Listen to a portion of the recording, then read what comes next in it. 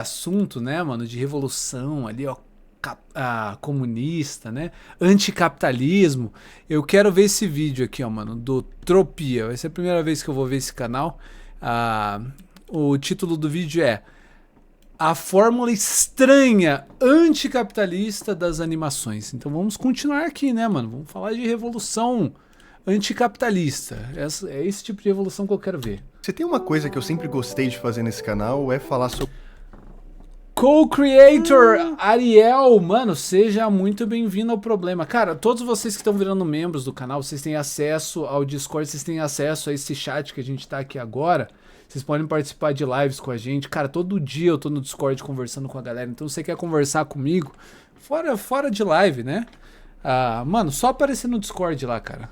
Vai lá, você entra no Discord, já tem como você linkar a sua conta do Discord com a do YouTube.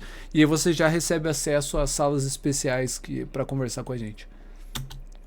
obras que marcaram de alguma forma a minha infância. Não é à toa que os últimos 3 vídeos que eu postei foram literalmente sobre isso. E também não é à toa que no ano passado eu talvez possa ter exagerado um pouco também. O lance... Você, o Jack, que viraram membros hoje, só cola lá, mano. Verdadeiras partes do problema. Sei que quanto mais eu me exponho a esses filmes e animações infantis dos anos 2000, mais eu vou tendo uma realização engraçada. A realização de que a maioria dessas obras sempre quis contar alguma coisa a mais. Era como se não bastasse fazer um filme engraçadinho sobre galinhas. Havia uma necessidade de se criticar o autoritarismo e os regimes exploratórios. Não bastava fazer um filme bobo sobre formigas. Tinha de ser uma crítica à exploração por meio de uma elite parasita. Tinha de ser uma crítica à destruição ambiental pelo consumo e produção desenfreada. E às vezes tinha de ser literalmente comunista. Sabe o que eu tô falando? Eu fui percebendo que, principalmente durante o final dos anos 90 até a metade da década de 2010, esses tipos de animações extremamente políticas eram super comuns. O que, se você parar pra pensar, é bem estranho. Afinal, não eram produções independentes. Cada um daqueles filmes era produto de um investimento multimilionário, feito por uma empresa também multimilionária. E por que raios uma empresa dessas iria apoiar esse tipo de tema? Saca? Tem um vídeo muito legal, cara, de comédia, que eu até pensei em trazer pro Brasil. Que são, tipo, 2 caras ricaços, e aí eles chegam pra um maluco, eles veem um maluco pobre, né? E eles falam, tipo, cara, bora arruinar a vida desse cara pra sempre. Bora, tá ligado? E eles chegam pra falar com um cara pobre lá, é uma sketch, né, de humor. E aí eles falam, cara, hey, você, pobre. Aí o cara, tipo, oi, vocês estão falando comigo? Então, a gente queria dizer pra você que você tá muito bem do jeito que você é. Aí o cara, tô mesmo? Sim, sim, mano, a gente só é rico porque a gente é muito malvado, tá ligado? Tipo, a gente não tem moral nenhuma. Então, tipo, somos pessoas perversas. A gente não tem moral nenhuma. Aí o cara, tipo, eu sempre vi isso daí nos filmes, né? Que pra ser rico você tem que ser uma pessoa ruim. E aí eles continuam, né? Continuam só falando pro cara assim, tudo mais e tal. E daí, tipo, o cara, beleza, valeu, vou continuar pobre, mas sendo uma pessoa muito boa, tá ligado? Daí depois eles viram e eles falam, tipo, então, o jeito de manter alguém pobre, tá ligado? Você quer arruinar a vida de alguém, é só você pintar a imagem pra essa pessoa de que os ricos, os caras são sempre os malvadões. Não tem como você ser rico e você ter moral, tá ligado? E isso daí vai fazer com que menos pessoas queiram ser ricas e vai diminuir a competição pra você, tá ligado? Tipo, é a sacada do vídeo. Isso daqui é muito real, mano. Isso daqui é muito real. Por isso que empresas milionárias, multimilionárias, empresas que, bilionárias ali, elas vão estar propagando essa ideia de tipo, não, os ricaços, os caras são malvadões, tá ligado? Você pobre aí, mano, continua pobre aí, tá ligado? Não muda nada na sua vida, não. Você é pobre porque você é bonzinho. Tipo, quando na realidade isso daí é a maior mentira que existe. Pô, só... Eu moro em Utah, eu moro nos Estados Unidos. Foi meio esquisito. E foi então que eu tentei entender. Tentei entender o porquê tudo isso era feito para começo de conversa. E tentei entender o porquê tudo isso era permitido também. Exatamente, co-criador Ariel. Essa é uma narrativa que transforma, não só esquerdista, né? Todo mundo em vítimas eternas dependentes do Estado. E é maravilhoso para eles, né? Porque se você tá dando comida pros caras, como é que os caras vão ficar bravos com você? Como é que os caras vão falar alguma coisa má de você ali, tá ligado? Se você cortar a comida dos caras. Aí já era. E assim, depois de alguns dias de pesquisa, eu acho que eu encontrei uma resposta. A resposta do porquê que as animações infantis de antigamente eram estranhamente anticapitalistas. Vem cá que eu vou mostrar. Eu tô editando esse vídeo agora pra vocês e eu preciso ser sincero. A verdade é que editar pode ser um saco esse vídeo e vamos nessa. Sabe aquela fábula clássica da cigarra e da formiga? Onde a formiga passou todo o verão estocando comida e trabalhando para poder passar o inverno confortável, enquanto a cigarra ficou só vadiando e cantando em vez de trabalhar? E aí quando chega de fato o inverno, a cigarra percebe que não tinha nada para comer enquanto a formiga estava totalmente preparada? E aí ela até tenta pedir alguma coisa, mas não funciona, porque a formiga humilha ela completamente, criando aquela moral para as... Pinho mandou R$3. Lógica, o tratamento Meca P3 deixou de funcionar. A gente colocava uma perna de 3 no toba do revolucionário, mas eles passaram a gostar com o tempo. Hoje batemos na cabeça com L e mesmo assim N dá conta. É assim que vocês criam mais revolucionários, cara. Mais doidinhos, cara. Vocês estão estragando o cérebro dessas pessoas que já estavam estragado antes. Vocês estão piorando a situação. É isso que vocês estão fazendo. Mas valeu, Paulo. Crianças de que você precisa trabalhar para conseguir suas coisas? Sabe essa história? Então, vida de inseto é tipo essa fábula. Só que você troca uma cigarra por um gafanhoto, e em vez do gafanhoto receber uma lição de moral, ele simplesmente pega toda a comida da formiga e escraviza elas também. Vida de inseto é um daqueles filmes que você nem precisa se esforçar tanto para entender o que está acontecendo. As formigas são a classe trabalhadora que muito produz e pouco recebe, enquanto os gafanhotos são a elite dominante que fica com praticamente tudo sem se esforçar quase nada. Exatamente igual aquele meme do cara... Mano, por que muitas pessoas pensam que eu sou um adolescente, mano? Que isso? Rapaz, vocês pensavam isso também, Vitão e Alice?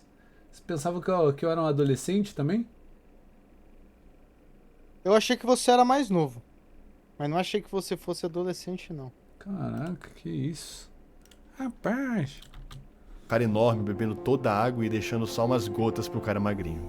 É tipo isso. A verdade é que a opressão dos gafanhotos durante o filme não era exatamente algo natural. Eles não oprimiam as formigas porque eram criaturas superiores, e sim porque forçavam elas a ter medo, quase que um medo cultural. Eles faziam as formigas acreditarem que eram mais fracas, mesmo elas sendo milhões, enquanto eles eram só alguns. Tanto que em dado momento do filme, o próprio Flick, o protagonista, começa a questionar esse sistema torto. Sabe, as formigas trabalhavam mais, as formigas estavam em maior quantidade, as formigas não eram tão fracas quanto fazia parecer, por que elas eram tão A idade mental que conta, né? Isso que é desgraçado.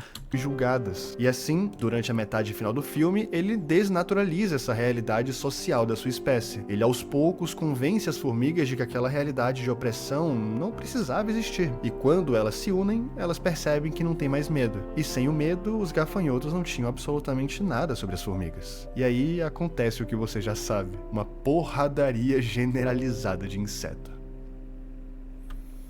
E quando na realidade, pô, todo mundo já sabia que isso daí ia acontecer, porque quem nunca, né, mano?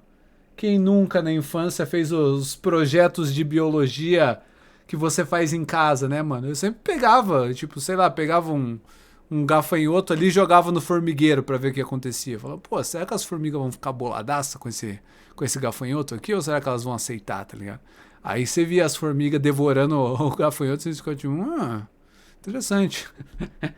Todo mundo que já foi criança já fez uma merda dessa. Todos os robôs precisam de peças. Para o universo de robots, cada peça é como um organismo para o nosso corpo, ou seja, é essencial. A grande empresa que sempre fez a venda e distribuição dessas peças era a Big Weld Industries, uma empresa comandada por um robô gigante, também chamado Big Weld, que tinha como lema a mensagem de que todos podem brilhar, independentemente da origem, classe ou condição. Ou seja, de uma forma simplificada, era uma empresa que trabalhava justamente nessa filosofia meritocrática, de que todo mundo E tem muito filme que é assim, né, mano? Tipo, ó, tem o Grande Soldador ali, mano, o gordão, que ele é, pô, gente boa pra um caramba, tá ligado? Legal. E aí quem assume é um desgraçado. Ratatouille também tem, ó, o gordão que é legal e depois assume um desgraçado, tá ligado? Mesmo esquema. precisa e deveria ter condição de comprar as próprias peças. Todo mundo precisava E aí, sobreviver. Will? O problema é que isso não gerava lucro suficiente. Ou melhor, me corrigindo, gerava sim lucro suficiente, mas não o que podia ser gerado se fosse feito de uma forma um pouco mais predatória. E assim, por meio de um golpe com os acionistas, o Big Weld é deposto da sua própria empresa e completamente abandonado, deixando seu lugar para um dos Igual o Ian Neves que sofreu o golpe agora há pouco. dos trabalhadores antigos, um robô extremamente ganancioso chamado Ratchet. O grande vilão de Robots então se torna algo muito maior do que esse cara ou a mãe maluca dele. O filme deixa claro que o grande vilão dessa história, na real, é o próprio capitalismo predatório. Afinal, a gestão do Big Weld também era capitalista, né? Ele vendia as peças. Mas quando o Ratchet chega no poder, o lema da Big Weld, que tinha toda aquela mensagem meritocrática muito bonita, logo muda para lucros via obsolescência programada. Ou seja, criar peças de qualidade duvidosa e ainda vender elas mais caro do que nunca. Isso daí acontece na vida real, só que eu não acho que é tão forte quanto o pessoal tenta dizer pra gente que é. Não sei se vocês já ouviram isso, que tipo, eles fazem o bagulho pra, tipo, eles fabricam algo pra aquele algo estragar depois que a garantia foi, tiver já tipo over, já tiver acabado já. Mas, cara, não é bem assim, mano. Eu consigo pegar um celular e, cara, mesmo o celular que eu pego eu uso por anos, tá ligado? Tá ligado? Tipo, eu só vou trocar o meu celular mesmo se cair no chão, quebrar forte, alguma coisa acontecer. E, cara, geralmente a culpa é minha. Não é que foi desenvolvido pra eu comprar mais. iPhones também, se vocês forem ver, os iPhones duram pra sempre. O pessoal só troca porque o pessoal quer o novo. Quer o novo pra dizer que tem. Então, tipo, eu não acho que é tão assim, sabe? Eu não acho que é tão assim. Para que elas voltem a quebrar e assim force todos aqueles robôs a ficarem presos nesse ciclo consumista interminável. E aqueles robôs que não conseguem acompanhar esse consumo desenfreado eram descartados. Sabe quando você não consegue comprar remédios ou pagar um tratamento? Então, é mais ou menos isso. E é aqui que talvez a crítica de Robots fique tão óbvia, se já não é. Então, mas isso daqui, ó, do SUS, isso daqui é laje. Por quê? Porque essa pessoa aqui, ó, que tá na fila do SUS e não tem condição de pagar, ela já pagou imposto pra um caramba já. Se ela tivesse salvado toda essa grana que ela pagou nos impostos, mesmo sem usar o SUS, ela poderia pagar um hospital particular pra fazer o tratamento dela ou o que ela precisar. O problema do SUS é outro. O problema do SUS é que o Estado ele arrecada pra um caramba, mas a gente sabe pra onde que vai, né? Não vai pro SUS, a grana do SUS. É igual o escândalo aí que você teve do INSS, né? A gente sabe pra onde que vai. E é aqui que talvez a crítica de Robots fique tão óbvia, se já não é. O protagonista do filme, o Rodney, ele não derrota o Ratchet sozinho. Pelo contrário, ele usa de uma mobilização dos próprios robôs mais pobres para criar uma revolução. Ele derrota o Ratchet usando a revolução popular, trazendo assim o Big Weld de volta e Revolução Armada!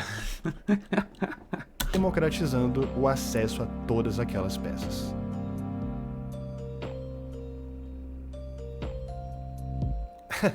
Por Água Abaixo é um filme engraçado. Com certeza não é o filme que tem a melhor crítica dos estúdios Hardman, né? Fuga das Galinhas existe. Mas ele ainda assim tem uns pontos interessantes e eu não queria ser tão óbvio aqui. Por Água Abaixo é muito da hora, mano. As musiquinhas, cara. Nossa, era um dos meus filmes favoritos quando eu era menor.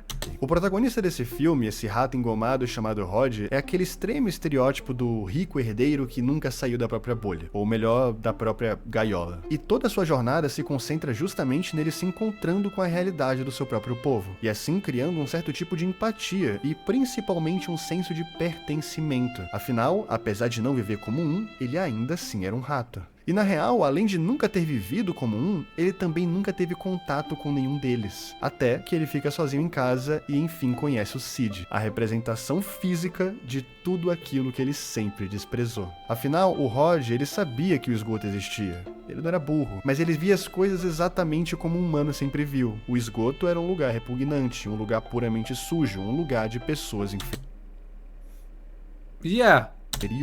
E descendo a força, Não de pessoas inferiores, né? Porque não tem pessoas, né, nesse Anyways. Força com o Sid, ele lentamente vai entendendo que não é bem assim. O esgoto realmente não é bonito, mas ele é real. Os ratos daquele lugar são unidos. Eles trabalham, eles dirigem, eles vivem uma vida como qualquer outra. A única diferença é que nunca tiveram, talvez, o privilégio que o Rod tinha. Assim, se é que ficar sendo pet de ser humano é algum tipo de privilégio, né? Ok. Por comentários dos próprios criadores, Por Água Abaixo é muito inspirado nessa diferença entre a vida da classe mais pobre e a vida da elite. E como, naturalmente, há esse estranhamento dos dois lados, o que acaba criando um certo preconceito e, consequentemente, uma certa segregação. No início, o Rod claramente não gosta daquelas pessoas, assim como elas também não vão com a cara dele, mesmo todos sendo primordialmente a mesma coisa. São ratos. E claro que assim como em Robôs e Vida de Inseto, aqui também tem toda aquela ideia de um grupo que subjuga outro grupo. E também como eles só conseguem vencer o mal se unindo como um só e não lutando sozinhos, assim criando uma espécie de revolução.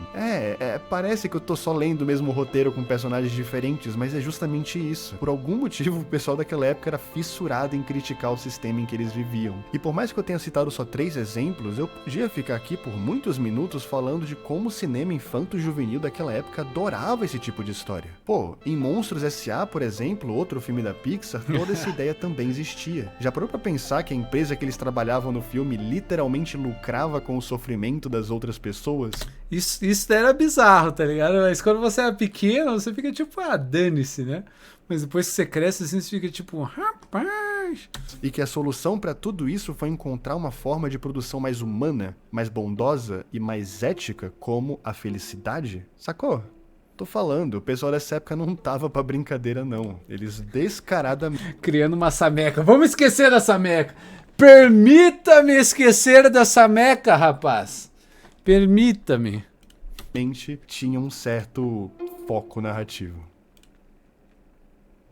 Tá, ok. Vamos falar agora do elefante na sala. Afinal, que eles faziam tudo isso já era óbvio. Você provavelmente já sabia porque você já viu esses filmes em algum momento. Mas as perguntas principais aqui são: 1. Por que os roteiristas e diretores gostavam tanto de falar sobre isso? E 2. Uma coisa engraçada dos Monstros S.A. foi sempre o que eu me perguntei, né? Eu falei, caraca, mano, os caras encontraram uma forma de converter, tipo, emoções em energia. E esses caras não descobriram os outros tipos de energia ainda. Isso daí eu pensava desde que eu era pequeno. Eu ficava tipo, caraca, como é que os caras não descobriram as outras formas de você farmar energia? Os caras descobriram a forma mais cabulosa de todas, de emoções. Mas enfim, né? Coisas que uma criança autista pensa, né? Por que os estúdios permitiam que essas histórias fossem contadas e, principalmente, financiadas? Para responder essa pergunta, a gente primeiro precisa entender de onde vieram e quem eram esses diretores e esses roteiristas. E a verdade é que a maior parte dessas pessoas eram extremamente politizadas. Afinal, elas vinham de escolas de arte, faculdades de cinema e, por sua vez, eram muito influenciadas por movimentos culturais e sindicatos artísticos. E os espaços em que essas pessoas estavam e frequentavam ativamente criticavam e criticam até hoje as relações atuais de poder. Criticam o próprio sistema. Ou seja, essas histórias existiam porque as pessoas que as criavam viviam esse tipo de realidade. Viviam esse contexto extremamente crítico aos problemas que estavam rolando naquela época. E por falar nesses, entre aspas, problemas, se a gente olhar um pouco para o cenário, principalmente norte-americano, do final dos anos 80 até o início do novo milênio, você vai reparar que muita coisa que acontecia nos filmes era só um reflexo da própria realidade. Nossa senhora, mas aquela época era boa, tá? Já imaginou ali, ó, cara, ó? Sim. Paulinho Pinho mandou R$3. Há 10 anos atrás o salário do brasileiro era equivalente a 250 doletas. Adivinha quanto vale hoje? Pois é, 250 doletas. Isso daí é verdade, Paulo. Mano, o salário brasileiro ter crescido é só uma ilusão. Na realidade, até diminuiu um pouquinho, né? Uns poucos centavos ali. Mas, enfim, o que eu tava falando é que o pessoal reclamava muito de barriga cheia, mano. Nos anos 80, nos anos 90. Cara, já imaginou você ir pro seu trabalho no office ali, ó. Trabalho qualquer. E você ter a sua casinha, você ter o seu carro. Cara, desculpa, mano, isso daí é insano, cara. Sem um trabalho normal e você ter tudo isso, cara, você é louco, mano. Insano. Insano. Ó, se a gente olhar para aquela época dos anos 80 até os anos 90, existia um grande avanço do neoliberalismo na terra do tio Sam, principalmente durante a famosa Era Reagan, comandada pelo Donald Reagan, o 40º presidente dos Estados Unidos. E uma política econômica que visava a privatização em massa e a diminuição do papel do Estado também era uma política que afetava a classe artística do país como um todo. E não só a classe artística, né? Afetava todo mundo que não era rico. Afinal, houveram cortes consideráveis em programas sociais, ou seja, educação pública, saúde, moradia e esse tipo de necessidade humana. Isso tudo afetava também os direitos trabalhistas que cada vez mais pioravam, e afetava, assim como enfraquecia, os próprios sindicatos. Tanto que filmes como Robots e Vida de Inseto nascem coincidentemente pouco tempo após esse período, criticando justamente a exploração trabalhista e a relação tóxica de produtividade e bem-estar social. A mesma coisa com a globalização dos anos 90 e o crescimento das multinacionais. Não, é que eu não tô falando nos anos 80 no Brasil, né? Se bem que eu acho que até no Brasil tava melhor. Mas, tipo, se você comparar o Brasil de hoje com o Brasil dos anos 80, eu acho que esse pá que seria mais de boa viver nos anos 80. Mas o que eu tô falando é aqui nos Estados Unidos. Aqui nos Estados Unidos eu acho que ali nos anos 80 você ainda conseguia. Tipo, só você trabalhar e você sustentar uma família inteira. Entendeu? Você trampa num trabalho normal ali de office, pronto, você consegue sustentar a família inteira. Casa, todo mundo tem acesso a casa, carro, tipo, era bem mais fácil. É isso que eu tô pintando aqui. Assim como o crescimento massivo da produção e da distribuição de produtos ao redor do mundo, aumentando o consumo e, consequentemente, aumentando a poluição. Olha o que o Luan Antônio falou. Meus pais compraram a casa em 94. Hoje, 3 vezes mais, não compra nem um terreno.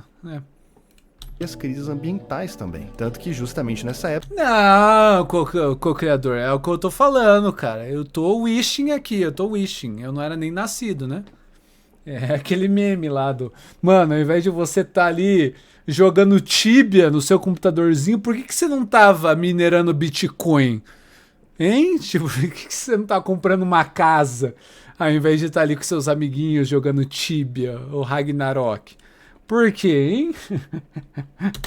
época foram criadas várias conferências para alertar sobre esse problema, fosse a Rio 92, a COP1 de Berlim, o Protocolo de Kyoto e etc. Essa urgência climática rapidamente virou notícia no mundo todo, e consequentemente também virou uma pauta artística. E assim acabaram nascendo filmes e obras que criticavam esse tipo de problema também. Enfim, o que eu tô querendo dizer é que no final do dia, tudo se torna um espelho da nossa própria realidade. Tudo na arte é uma reimaginação do mundo real. Às vezes o que muda é só o quão reimaginado ele é. A arte copia a vida copia a arte. Mesma coisa. Ninguém tira as coisas do completo nada. Se existe um descontentamento, ele naturalmente vai ser expressado em algum lugar, porque é assim que o ser humano funciona. É assim que a gente sempre funcionou. Agora, por que fazer esse tipo de crítica justamente em animações infantis? Então, é só porque é muito mais fácil falar de problemas sérios dentro de um mundo muito mais metafórico, porque assim soa mais digestivo pro grande público, e consequentemente, vamos ser sinceros, soa menos agressivo também. Falar sobre classes sociais usando ratos e esgotos era mais lúdico e leve, assim como utilizar a metáfora de galinhas presas em galinheiros era definitivamente mais aceitável do que... Você sabe do que eu tô falando. As animações têm esse poder do fantástico, de criar uma mensagem muito forte, diluída em um universo lindo por si só. Aonde, se você quiser pegar e entender a crítica a fundo, você pode. Mas se você não quiser, você não precisa também. Acho que essa liberdade cria algo mais interessante, tanto pra quem faz quanto pra quem vê. Nem todo mundo quer levar seu filho pequeno pro cinema e sair com uma pedrada. Ao mesmo tempo que outras pessoas gostam disso. Gostam de sentir que assistiram algo que fizeram elas pensarem de alguma forma. A resposta do porquê os estúdios aceitam financiar tudo isso, na real, é bem mais anticlimática do que parece. Eles aceitam porque sabem que isso não vai mudar absolutamente nada. Assim, a crítica até existe, mas ela não ameaça o lucro. E ela não ameaça porque, normalmente, quando você vai olhar direito, a crítica é muito rasa. Até existe uma conexão com a nossa realidade, mas ao mesmo tempo há um distanciamento controlado. Você até pode representar um mundo onde uma grande empresa foi responsável pela destruição completa do planeta. Mas no fundo mesmo, nada disso importa. Porque a maldade dessa grande empresa nunca é muito explorada. Porque se fosse, pegaria muito mal. Convenhamos, se a Disney/Pixar, ao fazer o Wall-E, realmente se importasse com todo esse lance do consumismo, não existiria um investimento milionário em produzir todo... Não, mas isso daqui é óbvio, cara. Isso daqui é óbvio. É o que a gente já falou já. A gente falou no começo desse vídeo aqui, a gente falou sobre as motivações, né, de uma empresa multimilionária, de uma empresa bilionária ou de pessoas ricas de manter as outras pessoas dependentes, né, de programas sociais, dependentes do Estado, porque é bem mais fácil você controlar, né? Bem mais fácil. Tipo de mercadoria utilizando a imagem do filme. Se a Illumination tivesse feito a adaptação de Lorax para os cinemas pensando ativamente em se tornar uma empresa pró-meio ambiente, ela também não teria fechado um contrato publicitário onde usa o personagem principal da história para vender carros. A verdade, no fundo, é que criticar o sistema de uma Quem que tá falando de lacração aqui, meu parceiro? Tá louco? forma controlada dá muito dinheiro. Só isso. A crítica, então, se torna um produto. E vamos ser sinceros, né? Se for pra se posicionar sobre algum desses assuntos, se for pra falar sobre o grande... Tipo, o cara já chega falando lacração não existe. Primeiro, existe. Foram os próprios esquerdistas que criaram essa merda aí de lacração, só que depois pegou mal pros caras, né? Depois que a gente começou a zoar os malucos, aí os caras falaram, tipo, não, lacração não existe. Segundo, a gente nem tá falando de lacração. de elefante na sala, que seja numa animação bobinha para crianças, que seja utilizando animais fabulescos, que seja transformando tudo num grande cenário lúdico, porque assim o filme ainda dá muito dinheiro, a criança acaba super feliz, e os pais saem do cinema com aquela sensação de que viram um mundo melhor, mesmo que no final do dia nada realmente vá mudar. Ou seja, dá pra dizer que todo mundo sai ganhando no final. Né? Por mais que hoje em dia não façam mais filmes que critiquem o sistema de uma forma tão absurdamente aberta como faziam lá nos anos 2000, também não dá pra dizer que esse tipo de crítica não existe mais. Pelo contrário, sempre tem uma pitadinha aqui ou ali que a gente não é bobo. Soul, por exemplo, é um filme lindo que critica justamente essa ideia tóxica de que o valor de um ser humano tá no que ele produz. O Joe, durante boa parte do filme, acredita fielmente que viver só vale a pena se ele realizar o seu grande propósito. Propósito esse que não é de fazer música, e sim de ser um músico profissional renomado. E no final ele entende que ele já tinha realizado o seu grande sonho, ou que pelo menos esse sonho já estava muito bem encaminhado. Ele não era um fracasso por não ser famoso. Tudo o que ele tinha que fazer era viver. Entendeu? A crítica sempre vai estar por aí. E no fundo, eu gosto desses filmes. Por mais que tudo seja extremamente controlado e moldado pra nunca parecer, entre aspas, realista demais, eles têm o seu charme. E isso, por bem ou por mal, Esses filmes são muito bons, mano. Vai se ferrar. é inegável. E assim, gostar ou não gostar dessas obras não é um problema. É como dizem, né? Não existe essa coisa de consumo ético, então só se permita ser feliz. Se permita gostar do robô ingênuo, se permita chipar um casal de ratos, se permita chorar com um bando de galinhas de massinha. Até porque, no final das contas, esses filmes são muito divertidos. E essa é a mais pura verdade. O que eu posso fazer quanto a isso? Isso daqui é verdade da verdade, cara.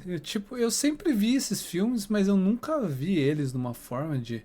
Caraca, que baita crítica ao sistema capitalista. Não, mano. Eu vi ali o Por Água Abaixo, cara. Eu falava, pô, aquelas lesmas cantando ali, mano. Pô, os bichos são bala cantando, tá ligado? É isso que eu pensava.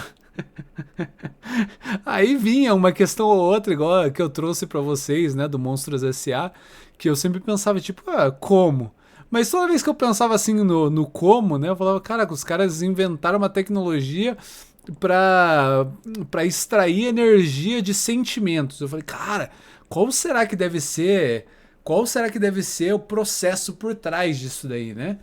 Mas outra tecnologia que os caras inventaram foi literalmente tipo teleporte, né? Os caras abrem uns portais ali e os caras conseguem ir pra outra dimensão. Os caras têm tecnologia pra isso, mas os caras não têm tecnologia pra extrair energia de qualquer outro lugar. E isso daí eu pensava, mas você pensa depois você fica tipo, mano, dane-se, tá ligado? Tipo, pô, Bala, tá ligado? Que, tipo, o filme fala sobre amizade verdadeira. Cara, isso daí é o que importa, nos filmes. Então, ninguém, sei lá, eu acho que pelo menos ninguém deveria levar muito a sério as mensagens que os filmes tentam passar mais em relação à política, né? Eu acho que você sempre leva mais a sério a questão do Monstros S.A. Amizade ali, pô, da hora. Ah, do Por Água Abaixo, pô, família, pô, legal, tá ligado? Você pega essas mensagens assim mais emocionais, mais práticas pra vida, legal, bacana. O resto, mano, do sistema dos caras lá, dane-se como funciona o sistema de sociedade deles. Enfim, vídeo muito bom, mano, do Tropia aqui, mano. Vou até me inscrever. Brabo.